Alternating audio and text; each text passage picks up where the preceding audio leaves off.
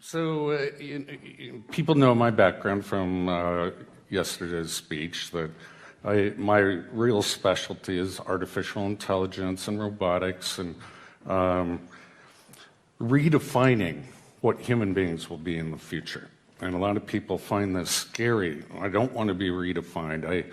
I don't like this idea, something that's beyond my control. The very sense of self is going to be altered. Well, you're actually under a lot of control systems, and you have been since birth. So I was talking a little bit about, mind control in particular, and something that I worked on that I'm not proud of, but it's called the voice of God weapon. So there are 4 different techniques and technologies that can pipe voices into an individual's head. And once you can do that, you can control them using neuro-linguistic programming techniques. You're rewiring their thought processes and brains. And so this gets into what's called offensive information warfare.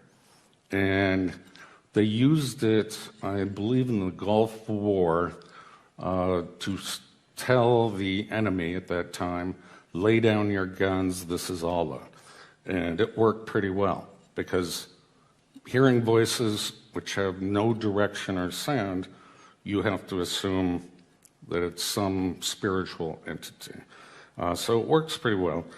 And then, I don't know if I'm going to get into this, but there's something called hyper game theory. How do you, they want to see if they can manipulate people to do things that are irrational, but also walk them to their death. And so you can call it a eugenics program even. And they need to sample all cultures, language throughout the world to define their probability matrices of which tricks, techniques, deception works. That's just what's happening. Now we have which are magnetically activated nanoparticles and sensors. So how do you control the brain? Most people don't believe that. Oh, you can't control me. I have my own free will. There's no way you can get to my soul. Well, sorry, that's not true. So these nanoparticles are activated under certain magnetic frequency and will alter the brain patterns and pathways.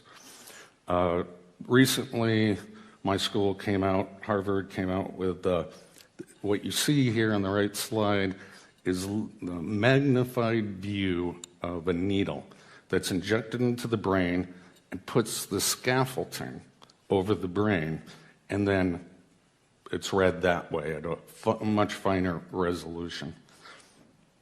So let's talk about a little bit about deciphering the audio and visual cortex. So researchers at the University of California, Berkeley have invented a brain decoder device that's able to work out what you're thinking based on neural activity inside of the brain. Now, they use mostly what's called functional MRIs. But you could use any of these technologies I talked about. If you're reading text in a newspaper or book, you hear a voice in your own head. Usually, most people are reading kind of aloud in their own head. Well, they can read that, decipher the words that you were thinking to yourself. So there's another one, University of LA, maybe Stanford University. They are decoding visual images. So they train the person under a functional MRI, that's the standard technique, to look at images, and then they record them, and then they ask the person to imagine the object. It can also just be imaginary. And the computer will decipher the brain code, and so you're looking at a hammer, you're looking at a saw, that's a house, that's a cat. So the technology in the civilian sector is coming along quite quickly. Somebody apparently from NASA leaked this as something they were working on. And telepathy, electronic two-way communications. Well, we have that now. And that's very scary if you've never experienced it. Making humanity think an alien invasion is about to occur at every major city. Well, we have holograms in the sky. I describe that technology. And, they talk about other things that might make this come about. But all I am saying is beware. Yeah, can you elaborate on hyper game theory and so-called walking people to their death? Okay. Yeah, so hypergame theory came out of a professor at Dartmouth, obviously funded by the Air Force and DARPA, and etc., all the acronyms. And it came from a man that died recently, a brilliant man named John Nash, who there was a movie made about him called The Beautiful Mind, and he was a mathematician who won a Nobel Prize, and he created game theory, which is used in economics as well as war theory. Now, it relies on rational players, so you run these simulations. What will China do if we make this move? What is the game, the war game going on? Or you can use it in business, similar process.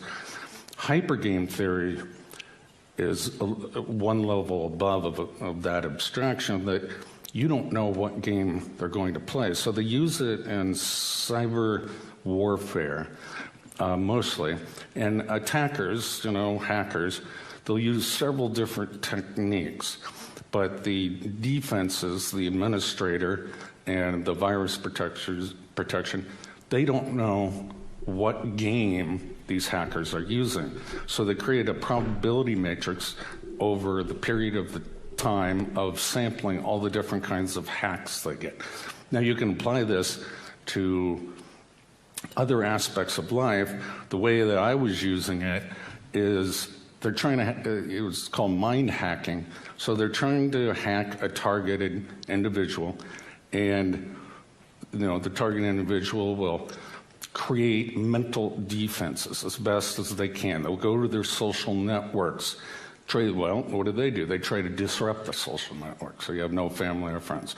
It's a back and forth game that they're trying to find out the maximum probability of death, and the example that you used, where you'll commit suicide or you'll harm somebody, become a Manchurian candidate, or something like that. So it's huge database of probabilities across all the variations of mind. The human genome, I think we have, I'm going to get this wrong, so I'm not even going to say it, but a finite in the hundreds of thousands of different genes across our species. And we mapped them out in the Human Gene Project. Well, now it's the Human Mind Project, the Global Brain Project. President Obama just recently funded a whole bunch of scientists to decipher the mind. Well, our previous president, same thing, George Bush, said the same thing. They're trying to decipher every possible thought and uniqueness due to culture and language and whatnot. I've got a quick question. Just to confirm, you said you were a little bit embarrassed, ashamed that you'd worked on a project called The Voice of God. Yeah. And to your understanding, it had been used in the Iraq War, but you worked on it. Can you tell us what the name of the project in the military as it was being developed was, and how much was spent on it? Oh, no. I wasn't interested in budgets or names. But the nickname was Voice of God.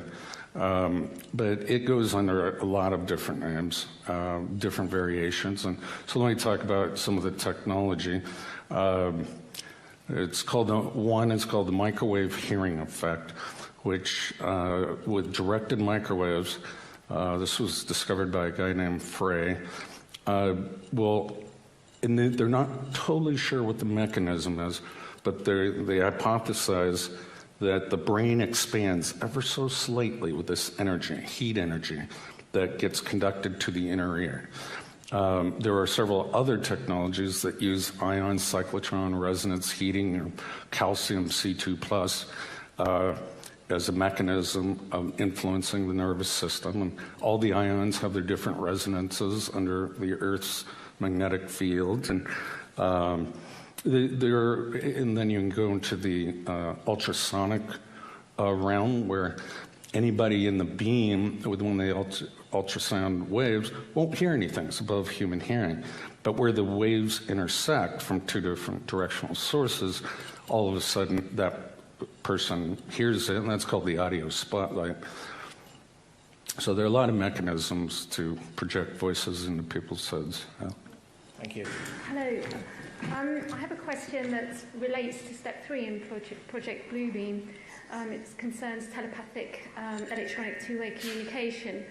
I wondered if it was possible for images to be directed into Yes. the thoughts and the minds, for a number of reasons, for myself and I've spoken to Yeah, people. in fact, all 5 senses can be mildly overridden depending on the state. Now, if you're in a sensory deprivation tank, your mind seeks stimulus, hearing, sight, temperature, anything. So if you're in that situation, your dreams become your reality. Your brain cannot tell the difference. But in other circumstances, if you stay well stimulated, it's difficult to project visual images into the target. But even university professors are working on those. So yes, it's absolutely possible and is being done. And in fact, many people complain about forced dreams or something like that their dreams are not their own.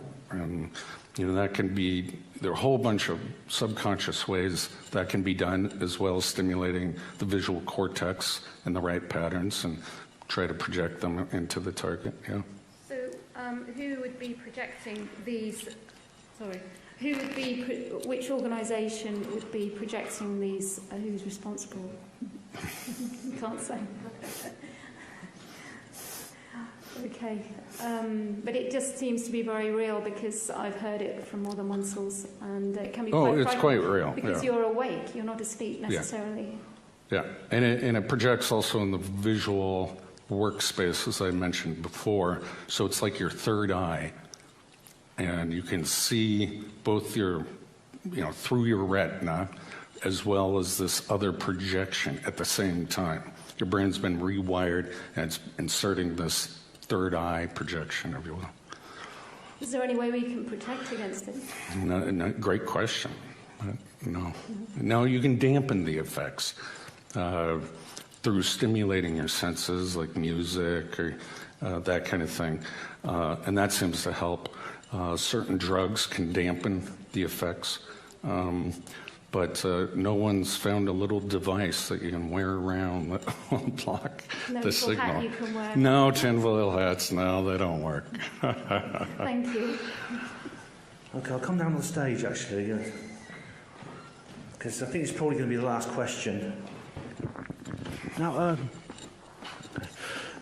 Dr. Duncan, you've given us a lot of reason over the last 2 days to be concerned by the potential for abuse of this technology. At the end of your presentation today, you feel quite optimistic about the idea of transhumanism. I mean, maybe you're talking about a perfect world where we can draw perfect circles or whatever, but in my view, how is it possible for transhumanism to be a good thing without some almost unimaginable social revolution? And I mean, as Max Egan, I don't know if you've seen Max Egan's video about transhumanism. He puts it very succinctly, and he says, how much can we be transhumanized without losing our humanity, especially where we have rulers who have none? That's an excellent point, and that's why I try to ask more questions than I answer. It has to be a social revolution. I mean, that's the only way it could be accepted by society. But this is so gradual within our generations that it will become more and more acceptable. So people walking around with Bluetooth, headsets, Well, now we accept that. They look like the Borg, and so slowly this will eventually be rolled in, and we won't give it another thought. When a child is born, we genetically engineer them, with blue eyes or whatever they. Some might argue, though, that Yeah, the technology we already have, the technology we already have is sort of cutting us off from each other. I mean, I'm guilty here myself. I apart from my family in my hometown and the men I live with, I know one person. But I have thousands of friends online, so maybe. Yeah. So is that just a redefinition of how to be social? What is a friend on Facebook? And how often you talk to them. You can't shake their hand, you can't hug them. I don't know. This is something society is going to have to deal with. This is a social revolution. It's occurring right now at a very rapid rate. I call it a cataclysmic evolutionary event in mankind. Yeah, it could, and also, since we do have a malevolent elite in this world, the potential for the potential danger here is enormous. It is, and I think there may be an agenda to depopulate the world. Oh, I think there is. Yeah. Okay. Well, ladies and gentlemen, sleep tight. I know, but it's grim stuff. I know, and it is grim stuff. It is. Leave on a happy note. Look at it this way. I mean, if people are not talking about this, then it'll be an awful lot worse than if people are talking about it. I mean, that would really scare me if this was going on and people were not talking about it. So, Dr. Robert Duncan, thank you very much for speaking to us again. Thank you for having me.